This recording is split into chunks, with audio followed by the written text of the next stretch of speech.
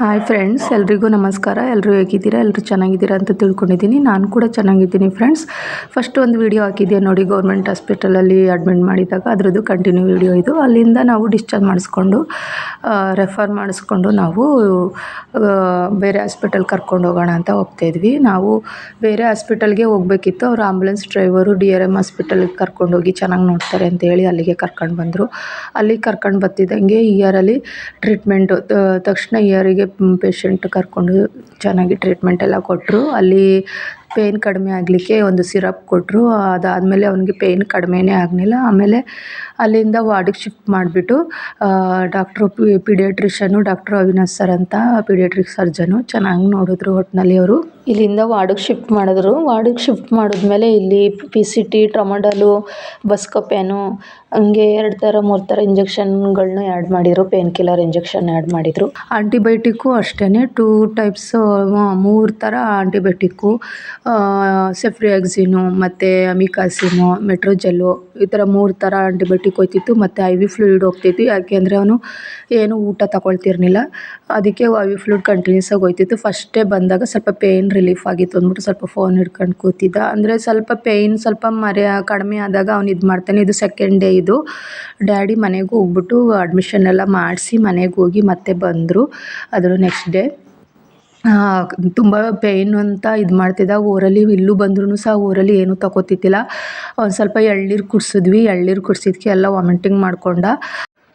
ಆಮೇಲೆ ಡ್ಯಾಡಿ ಸಂಜೆ ಹೊತ್ತಿಗೆ ಡಿಸ್ಚಾರ್ಜ್ ಮಾಡಿಸ್ಕೊಂಡು ಹೋಗೋಣ ಅಂತಂದರು. ಸ್ವಲ್ಪ ಪೇಯ್ನು ಕಡಿಮೆ ಆಗಿರಲಿಲ್ಲ. ಆಮೇಲೆ ಅಷ್ಟೆಲ್ಲ ಮೆಡಿಷನ್ ಹೋದ್ರು ಅವನಿಗೆ ಪೇಯ್ನೇ ಕಡಿಮೆ ಆಗಿರಲಿಲ್ಲ. ಅದಾದಮೇಲೆ ಅವನಿಗೆ IV ಫ್ಲೂಯಿಡ್ಸು ಕಂಟಿನ್ಯೂಸ್ ಆಗಿ ಹೋಗ್ತಾನೆ ಇತ್ತು. ಮತ್ತು ಊರಲ್ಲಿ ನೀರು ಸಹ ಸರಿಯಾಗಿ ತಗೋತಿದ್ದಿಲ್ಲ. ಆಗ ಡಾಕ್ಟ್ರು ಬಂದುಬಿಟ್ಟು ನೈಟ್ ಇರಲಿ, ಇವತ್ತೊಂದು ರಾತ್ರಿ ಇರಲಿ, ಒಂದು ನೈಟ್ ಇರಲಿ ಅಂತ ಹೇಳಿದ್ರು. ಡಾಕ್ಟ್ರು ಬಂದು ನಿಧಾನಕ್ಕೆ ಎಲ್ಲ ಎಕ್ಸ್ಪ್ಲೇನ್ ಮಾಡಿದ್ರು. ನೈಟ್ ಏನಾದರೂ ಕರ್ಕೊಂಡೋಗಿದ್ರೆ ಪ್ರಾಬ್ಲಮ್ ಆಗಿಬಿಡ್ತಿತ್ತು. ಯಾಕೆಂದರೆ ನೈಟ್ ಸ್ವಲ್ಪ ಅಲರ್ಜಿ ಥರ ಸ್ಟಾರ್ಟ್ ಆಗಿಬಿಟ್ಟಿತ್ತು. ಮತ್ತು ನೈಟು ನಿದ್ದೆನೇ ಮಾಡಿಲ್ಲ ಪೇಯ್ನ್ ಅಂತ ಅಂದ್ಬಿಟ್ಟು.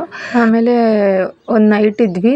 ಒಂದು ಬೆಳಗ್ಗೆ ತನಕ ಸ್ವಲ್ಪ ಪೇಯ್ನ್ ಕಡಿಮೆ ಆಗಿತ್ತು. ನೈಟೆಲ್ಲ ಪೇಯ್ನ್ ಅಂತ ಇದು ಮಾಡಿದೆ. ಒಂದು 2 ಗಂಟೆಗೆ ಒಂದು ಇಂಜೆಕ್ಷನ್ ಹಾಕ್ಕೊಟ್ಟಿದ್ರು. ಅದಷ್ಟೇ. ಮತ್ತು ಪೇಯ್ನ್ ಬೆಳಗ್ಗೆಗೆಲ್ಲ ಕಮ್ಮಿ ಆಗಿಬಿಟ್ಟಿತ್ತು. ಆಮೇಲೆ ತುಂಬ ಭಯ ಆಗಿಬಿಟ್ಟಿತ್ತು ನಿಜವಾಗ್ಲೂ. ಏನು ಎಂತು ಯಾಕೆ ಈ ಥರ ಪೇಯ್ನ್ ಬರ್ತಿದೆ, ಅಮ್ಮನಿಗೂ ಇದೇ ಥರ ಪೇಯ್ನ್ ಬರ್ತಿತ್ತು, ನನ್ನ ತಂಗಿಗೂ ಇದೇ ಥರ ಪೇಯ್ನ್ ಬರ್ತಿತ್ತು ಅಂತ ನಾವು ಎಲ್ಲ ಥರನೂ ಯೋಚನೆ ಮಾಡ್ಕೊಬಿಟ್ಟು ಆಗ ನಾವು ಇರೋದೇ ಹೇಳ್ದೋ ನಮ್ಮ ಮನೇಲಿ ಹಿಂಗೆ ಆಗಿತ್ತು, ನಮ್ಮ ಅಮ್ಮನಿಗೂ ಮತ್ತು ನಮ್ಮ ತಂಗಿಗೂ ಹಿಂಗೆ ಕ್ಯಾನ್ಸರಿಂದ ಈ ಥರ ಆದರೂ ಡೆತ್ ಆದರು ಅಂತ ಹೇಳಿದ್ವಿ. ಆವಾಗ ಆ ಥರ ಏನೂ ಇರೋಲ್ಲ, ಹೆದರ್ಕೋಬೇಡಿ ಅಂತ ಹೇಳಿ ಅದ್ರ ನೆಕ್ಸ್ಟ್ ಶನಿವಾರ ಮಧ್ಯಾಹ್ನ ತನಕ ಇದ್ದು ಡಿಸ್ಚಾರ್ಜ್ ಮಾಡಿಸ್ಕೊಂಡು ಮನೆಗೆ ಹೋಗ್ತಾ ಇದ್ದೀವಿ. ನೋಡಿ, ಫುಲ್ ವೀಡಿಯೋ ಮಾಡಿಲ್ಲ ಫ್ರೆಂಡ್ಸ್, ಶಾರ್ಟು. ಅಂದರೆ ಅವನು ಪೇಯ್ನ್ ಅಂತ ಇದು ಮಾಡ್ತಿದ್ರೆ ನಮಗೆ ವೀಡಿಯೋ ಮಾಡ್ಕೊಳ್ಳೋಕ್ಕೆ ಟೈಮ್ ಸಿಗ್ತಿರ್ಲಿಲ್ಲ. ಅವನು ರೆಸ್ಟ್ ಮಾಡೋ ಟೈಮ್ಗೆ ವೀಡಿಯೋ ಮಾಡ್ಕೊಂಡಿದ್ದೀನಿ ನಾನು. ಹಂಗಾಗಿ ಸ್ವಲ್ಪ ಮಧ್ಯ ಒಂದೊಂದು 1 ಮಿನಿಟ್ಸು 50 ಮಿನಿಟ್ಸ್ ಅಷ್ಟು ವೀಡಿಯೋ ಮಾಡಿದ್ದೀನಿ. ಪ್ಲೀಸ್ ಎಲ್ಲರೂ ನೋಡಿ ಸಪೋರ್ಟ್ ಮಾಡಿ. ತುಂಬ ಚೆನ್ನಾಗಿ ನೋಡಿಕೊಂಡ್ರು. ಅದಾದಮೇಲೆ ಡಿಸ್ಚಾರ್ಜ್ ಮಾಡಿಸ್ಕೊಂಡು ಶನಿವಾರ ಮನೆಗೆ ಬಂದ್ವಿ. ಮನೆಗೆ ಬಂದಮೇಲೆ ಅವನಿಗೆ ಸ್ವಲ್ಪ ಅಲರ್ಜಿ ಥರ ಸ್ಟಾರ್ಟ್ ಆಯಿತು.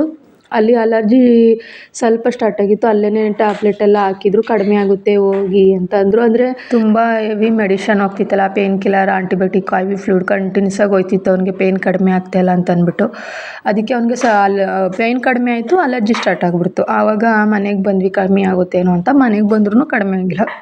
ನೈಟೆಲ್ಲ ಜಾಸ್ತಿ ಆಗಿಬಿಟ್ಟಿತ್ತು. ಆಗ ಅಲ್ಲೇ ಹತ್ರದಲ್ಲಿ ಏನಾದರೂ ಪ್ರಾಬ್ಲಮ್ ಆದರೆ ನೀವು ಮಾಮೂಲಿ ರೆಗ್ಯುಲರಾಗಿ ತೋರಿಸ್ತಿದ್ದೀರಲ್ಲ ಕ್ಲಿನಿಕ್ಕು, ಸುನಿಲ್ ಸರ್ ಕ್ಲಿನಿಕ್ಗೆ ತೋರಿಸ್ಕೊಳ್ಳಿ ಅಂತ ಹೇಳಿದರು. ಅಕಸ್ಮಾತ್ ತುಂಬ ಆಗ್ತಾಯಿಲ್ಲ ಅಂದಾಗ ಬನ್ನಿ ಇಲ್ಲಿಗೆ ಅಂತ ಅಂದಿದ್ರು. ನಾವು ಅದಕ್ಕೆ ಹೋಗಿ ಫಸ್ಟ್ ಇಲ್ಲಿ ತೋರಿಸ್ಕೊಳ್ಳೋಣ, ಇಲ್ಲಿ ತೋರಿಸ್ಕೊಂಡು ಕಡಿಮೆ ಆಗಲಿಲ್ಲ ಅಂದರೆ ಬೇಕಾದ್ರೂ ಹೋಗೋಕ್ಕಾಗುತ್ತೆ ಅಂತ ಅಂದ್ಬಿಟ್ಟು ಫಸ್ಟು ಸುನಿಲ್ ಸರ್ ಕ್ಲಿನಿಕ್ ಹೋಗೋಣ ಅಂತ ಅಂದ್ಬಿಟ್ಟು ಹೋಗ್ತಾಯಿದ್ವಿ. ಆವಾಗ ಸ್ಟಾರ್ಟಿಂಗ್ ಅಡ್ಮಿಷನ್ ಮಾಡಿಸೋ ಟೈಮಲ್ಲಿ ಹುಷಾರಿಲ್ಲದೆ ಇರೋ ಟೈಮಲ್ಲಿ 27.5 kg ಇದ್ದ. ಇವಾಗ 25 kg ಆಗ್ಬಿಟ್ಟವನೆ. 2 kg 2.5 kg ಇಳಿದೋಗ್ಬಿಟ್ಟಿದ್ದಾನೆ. ಆಗ ಇಲ್ಲಿ ತೋರಿಸ್ಕೊಂಡು ಮನೆಗೆ ಹೋದ್ವಿ. ಇಲ್ಲೂ ಟ್ಯಾಬ್ಲೆಟ್ ಎಲ್ಲ ಹಾಕಿದ್ರು, ಅಲರ್ಜಿಗೆ ಲೋಷನ್ ಎಲ್ಲ ಬರ್ಕೊಟ್ರು ಫ್ರೆಂಡ್ಸ್. ಇಲ್ಲಿಂದ ತೋರಿಸ್ಕೊಂಡು ಮನೆಗೆ ಹೋದ್ವಿ. ಅದ್ರದ್ದು ಕಂಟಿನ್ಯೂ ವೀಡಿಯೋ ಎಲ್ಲ ಮಾಡಿಲ್ಲ.